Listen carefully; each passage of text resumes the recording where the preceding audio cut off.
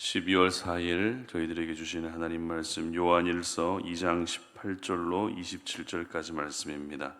아이들아, 지금은 마지막 때라. 적그리스도가 오리라는 말을 너희가 들은 것과 같이 지금도 많은 적그리스도가 일어났으니 그러므로 우리가 마지막 때인 줄 아노라. 그들이 우리에게서 나갔으나 우리에게 속하지 아니하였나니 만일 우리에게 속하였더라면 우리와 함께 거하였으려니와 그들이 나간 것은 다 우리에게 속하지 아니함을 나타내려 함이니라. 너희는 거룩하신 자에게서 기름 부음을 받고 모든 것을 아느니라. 내가 너희에게 쓰는 것은 너희가 진리를 알지 못하기 때문이 아니라 알기 때문이요 또 모든 거짓은 진리에서 나지 않기 때문이라. 거짓말하는 자가 누구냐? 예수께서 그리스도이심을 부인하는 자가 아니냐? 아버지와 아들을 부인하는 그가 적그리스도니 아들을 부인하는 자에게는 또한 아버지가 없으되 아들을 시인하는 자에게는 아버지도 있느니라. 너희는 처음부터 들은 것을 너희 안에 거하게 하라. 처음부터 들은 것이 너희 안에 거하면 너희가 아들과 아버지 안에 거하리라. 그가 우리에게 약속하신 것은 이것이니 곧 영원한 생명이니라. 너희를 미혹하는 자들에 관하여 내가 이것을 너희에게 쏟노라. 너희는 주께 받은 바 기름 부음이 너희 안에 거하나니 아무도 너희를 가르칠 필요가 없고 오직 그의 기름 부음이 모든 것을 너희에게 가르치며 또 참되고 거짓이 없으니 너희를 가르치신 그대로 주 안에 거하라. 아멘. 마지막 때일수록 기름 부음을 받아야 한다라는 제목으로 오늘 아침 말씀 전합니다. 사람들은 마지막에 대한 관심을 많이 갖습니다. 즐겨보는 드라마도 보통 마지막 회의 시청률이 가장 높죠. 그리고 유명 스포츠 스타의 마지막 은퇴 경기는 평소에 느낄 수 없는 또 다른 감동을 느끼게 해줍니다. 그리고 멋진 연설도 마지막 결론에서 사람들의 마음에 굉장한 여운을 남기는 그런 내용들이 전달됩니다. 그만큼 마지막이 주는 의미가 크기 때문일 것입니다.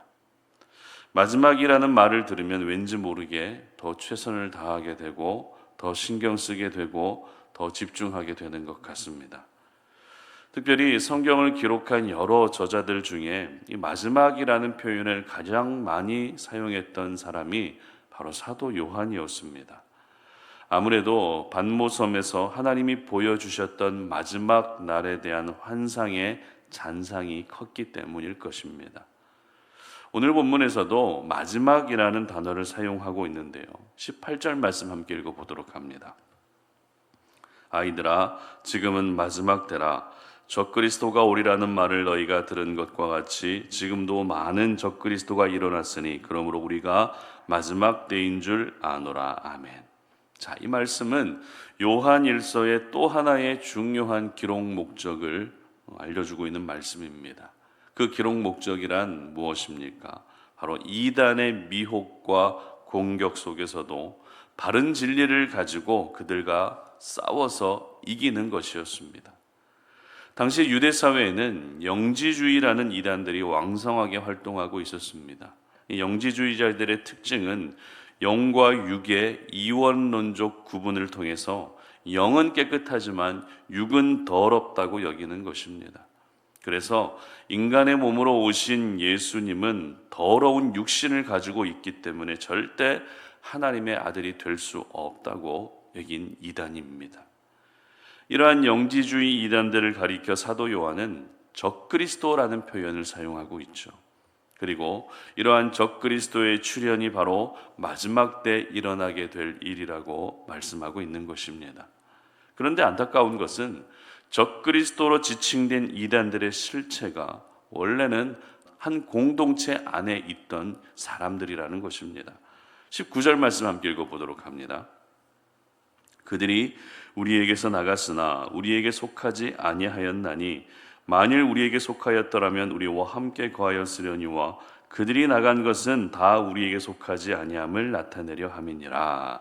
자, 여기서 그들이 우리에게서 나갔으나 우리에게 속하지 아니하였나니라고 하는 이 말씀을 현대인의 성경으로 보게 되면 그들이 우리에게 속해 있지 않았기 때문에 결국 우리에게서 나갔다, 이렇게 번역하고 있습니다. 무슨 말입니까? 공동체 안에 깊이 믿음의 뿌리를 내리지 않았기 때문에 공동체에서 나가게 됐다는 것입니다. 그리고 몸만 나간 것이 아니라 예수 그리스도를 대적하는 적그리스도가 되고 말았다는 것입니다. 그러고 보면 믿음의 공동체 안에서 아웃사이더처럼 지내는 것이 영적으로 그다지 유익하지 않다는 것을 우리는 알 수 있어야 합니다. 물론 사람들에게 상처를 받고 싶지 않아서 아웃사이더의 길을 선택하는 분도 계십니다. 그리고 특별한 이유 없이 나는 그냥 조용히 교회를 다니고 싶어서 다른 분들과 일체 교제하지 않는 분들도 계십니다. 한편으로는 그럴 수도 있겠다라는 생각이 들지만 이러한 시간이 길어지는 것은 절대 바람직하지 않습니다. 성경의 수천 년의 역사의 기록은 몇몇 소수의 사람들을 중심으로 펼쳐져 온 것처럼 보입니다. 그러나 그 소수의 사람들이 중심이 돼서 결국에는 항상 공동체를 이루었다는 것을 우리는 기억해야 한다는 것이죠. 아브라함 개인에게서 시작된 것처럼 보이지만 결국 이스라엘 민족이라는 공동체를 이루게 하셨고 예수님을 중심으로 제자 공동체가 만들어졌습니다. 그리고 오순절 성령을 경험한 사람들이 초대교회 공동체를 이루었다는 것입니다. 자, 그렇다면 하나님이 이렇게 항상 공동체를 이루게 하시는 이유가 무엇일까요? 그 이유는 바로 하나님의 나라가 바로 공동체이기 때문입니다. 그래서 우리가 이후에 경험하게 될 영원한 하나님 나라 공동체의 모습을 이 땅 가운데서 조금이라도 맛보기로 경험하게 하시기 위해서입니다. 따라서 우리의 신앙은 항상 공동체 안에서 공동체 식구들과 유기적인 관계를 맺으며 나아갈 때 가장 건강하게 성장할 수 있는 것입니다. 물론 이 과정에서 오해도 생길 수 있고 서로 간에 상처를 주고 받을 수도 있지만 그보다 더 큰 위로와 사랑을 경험할 수 있는 곳이 어디입니까? 바로 교회 공동체라는 것입니다. 믿음의 공동체 안에서 이와 같은 위로와 사랑을 경험할 수 있기 때문에 우리의 신앙은 언제나 공동체 중심의 신앙생활을 할 수 있어야 되는 것입니다. 초대교회의 유대 공동체는 그 어떤 공동체보다 잘 결속되어 있었고 하나가 되어 있었던 공동체입니다. 그러나 그런 가운데에서도 공동체에 깊이 들어오지 못하고 마치 아웃사이더처럼 지내던 사람들이 있었는데 그 사람들이 결국 공동체에서 떠나게 되고 적그리스도처럼 행하는 사람이 되고 말았던 것입니다.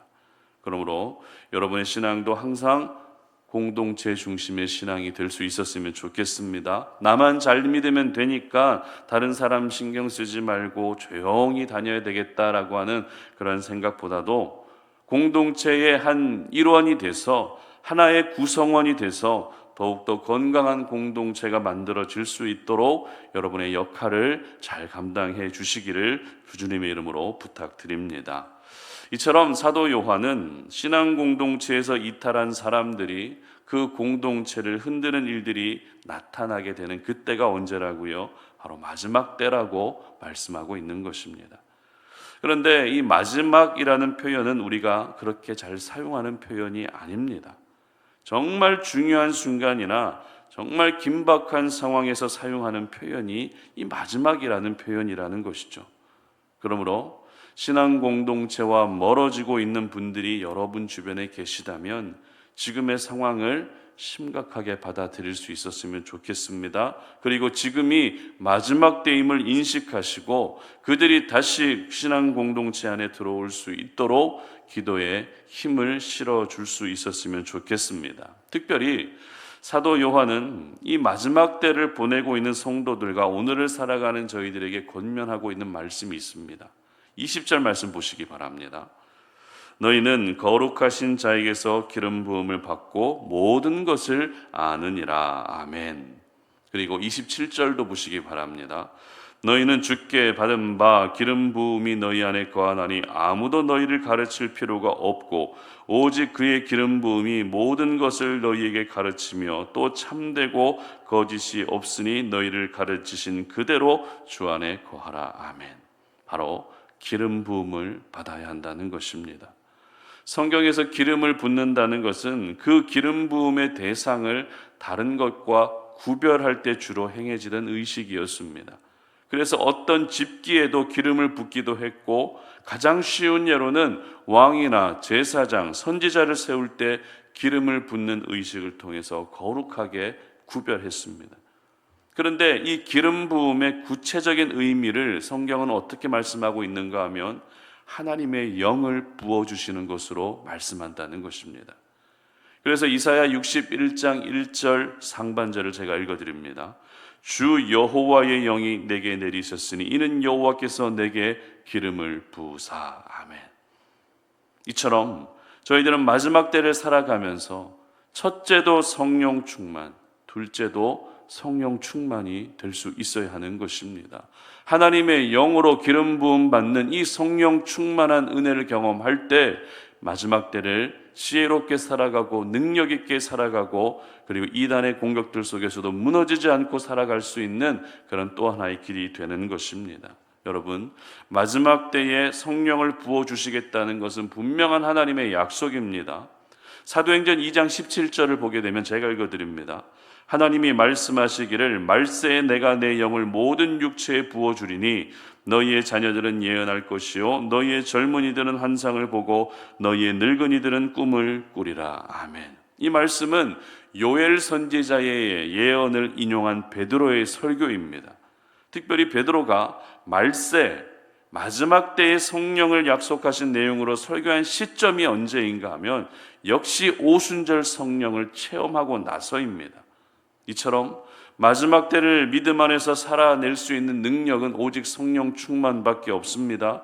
그리고 사람들을 미혹하는 적그리스도의 미혹에 현혹되지 않는 방법도 역시 성령 충만밖에 없습니다. 그리고 무엇이 진리이고 무엇이 거짓인지 분별해낼 수 있는 능력도 성령 충만밖에 없는 것입니다. 그러므로 오늘 하루 하나님이 약속하신 성령의 충만함을 사모할 수 있었으면 좋겠습니다. 성령의 충만함을 위해 여러분 간구할 수 있었으면 좋겠습니다. 내가 성령 충만해야 믿음의 공동체 안에서 이탈되는 일이 없는 것입니다. 아무리 수십 년간 신앙생활을 했다 할지라도 내가 성령 충만하지 않는다면 내가 바로 신앙 공동체에서 이탈되는 불행의 주인공이 되고 마는 것입니다. 바라기는 점점 더 마지막을 향해 가고 있는 이 세상의 모든 상황들 속에서 오로지 성령으로 충만해지셔서 끝까지 믿음을 지키시는 우리 모든 성도님들 되시기를 주님의 이름으로 축복합니다. 함께 기도하겠습니다. 살아계신 하나님, 오늘도 이 아침에 하나님의 거룩한 말씀 붙들고 마지막 때를 살아가고 있는 이 시대, 우리가 더욱더 성령으로 충만해지기를 원합니다. 잠시라도 영적으로 긴장하지 않는다면 사탄의 유혹들, 이단의 미혹에 빠져들기 쉬운 이 시대입니다. 마지막 때가 가까울수록 더욱더 기름 부음 받게 하여 주시기를 원합니다. 성령으로 충만해져서 모든 악한 것들을 구분해내게 하시고 진리와 거짓을 구분해낼 수 있게 하시고 이단의 미혹에도 빠지지 않게 하시고 믿음의 공동체를 잘 지켜낼 수 있는 저희들이 될 수 있도록 도와주시옵소서. 감사드리며 예수님의 이름으로 기도드립니다. 아멘.